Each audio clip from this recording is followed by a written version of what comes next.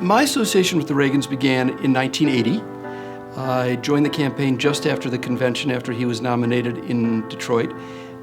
And I was assigned to the Reagan tour, and I had a seat on the campaign airplane. I was a press assistant, and my job was to hand out press releases and run up and down the aisles, and if reporters had a question, convey them to the press secretary. And when we got to an event, hand out copies of the speech and things of that nature. After the victory, I went back to Washington, where I served for 8 years as assistant press secretary and special assistant to the president. Usually we were at Camp David on the weekends from where the president delivered his live weekly radio address. And I said, Mr. President, before you go, I have some letters that I need you to sign. And he said, well, okay. And we walk into his office. He had an office in the family quarters adjacent to his bedroom.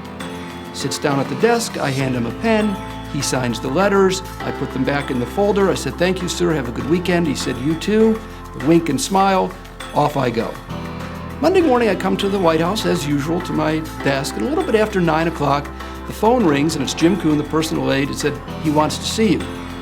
I said, yeah, right, I'm sure he does. He said, no, I'm serious, he wants to see you. And I thought, you know, this really doesn't happen. The president doesn't come in and say, I want to see Mark Weinberg. That's really not how it was. And we saw each other every day, but he wasn't one to summon me that way. I said, right. So I didn't go. I thought he was, just scamming. About 2.5 hours later, closer to lunchtime, the phone rings again, and it's Jim, and this time he says, listen, I'm serious. He said he wants to see you. I said, what about? He said, I don't know. He said he wants to see you. I said, all right, fine.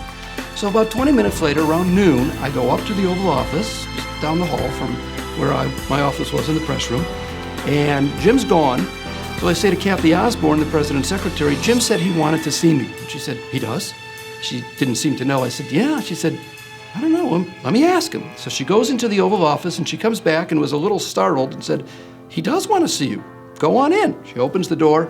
I go in. There's President Reagan sitting alone at his desk. And I said, Mr. President. And he looked up and said, oh, hi, Mark. I said, I understand you wanted to see me. Yes, I did. And I thought, well, I wonder why. Well, here I am.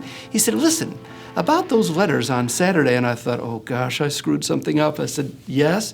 He opens the drawer of his desk and pulls out a pen and said, I'm sorry, but I ended up keeping your pen. And I didn't know if it was a special pen or something that had some meaning to you and so forth, and I felt bad about it. I was going to call you, but I didn't want you to have to come all the way back to work. But here it is. He reaches across the desk and hands me the pen. I took the pen and put it in my pocket. I said, thank you, Mr. President. Have a nice day. You bet.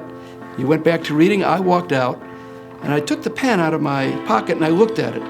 It was a 49-cent Flair felt tip that I had bought at a drugstore earlier in the week and just happened to have with me.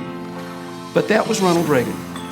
He never lost sight of the small things. It never occurred to him that the pen was unimportant or that you didn't need it. He kept it, he brought it in with him to the Oval Office that morning and intended to give it back because it might have been something special to somebody else. And I never forgot it. The only regret I have is I didn't keep the pen.